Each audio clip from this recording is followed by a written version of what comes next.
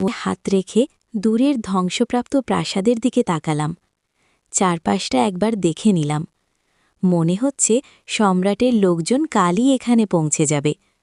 আমি রাগ করব কেন? নিচে নামার সময় পা কাঁপছিল, গাছের ডালে লেগে গিয়েছিল। কাদামাটিতে হাত কাঁপতে কাঁপতে একটা নকশা আঁকলাম। লাইনগুলো সাপের মতো বেঁকে বেঁকে এগোচ্ছিল। সে পাশে দাঁড়িয়ে খুব মন দিয়ে আমার আঁকা দেখছিল।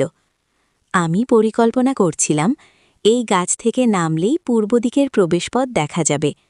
আমি শান্ত গলায় বললাম, পাহারাদারদের আমি সামলাব, তুমি শুধু পরে সব পরিষ্কার করে দিও। রক্তের দাগ নিয়ে কি কোনো সমস্যা হবে? বলেই দুর্বলভাবে কয়েকবার শ্বাস নিলাম। কষ্ট করে দাঁড়িয়ে রইলাম। শরীরটা হালকা দুলছিল। তারপর আমরা ধীরে ধীরে সামনে এগিয়ে গেলাম। মাথা নেড়ে ঘুরে দাঁড়াল। তারপর পশ্চিম দিকের উঠানের দিকে হাঁটতে শুরু করল। তার পায়ের শব্দ ধীরে ধীরে দূরে মিলিয়ে গেল।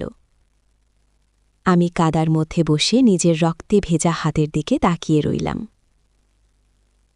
আমি ঠোঁট বাঁকিয়ে মনে মনে বললাম, সে তো শুধু সিংহাসনই দেখে, মানুষের কিছুই দেখে না।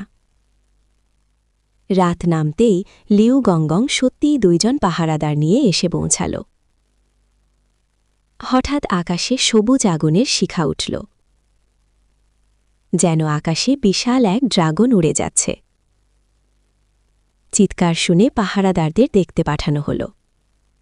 আর সেই মুহূর্তেই চেনঝৌ সুযোগটা নিল।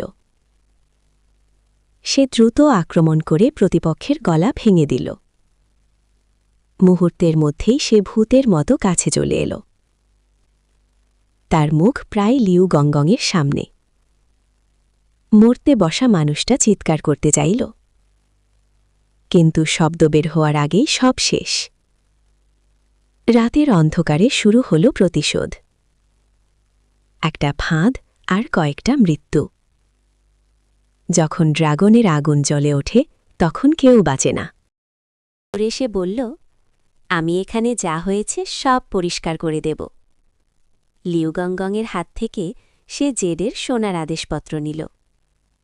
পশ্চিম হুয়াইয়ের চোখে অবশেষে আবার একটু প্রাণ ফিরে এল। আসলে সে কখনো সমাধিক্ষেত্র ছাড়েনি, সেই ভাঙা পাথরের ঘরেই লুকিয়েছিল। লিউ গংগংয়ের পরিচয় ব্যবহার করে সে গোপন পরিকল্পনা শুরু করল। তার হাতের লেখা নকল করে রাজধানীতে পাঠাল কয়েকটি ভুয়া সংবাদ। প্রথম চিঠিতে লেখা ছিল, সম্রাটের সমাধিতে অস্বাভাবিক কিছু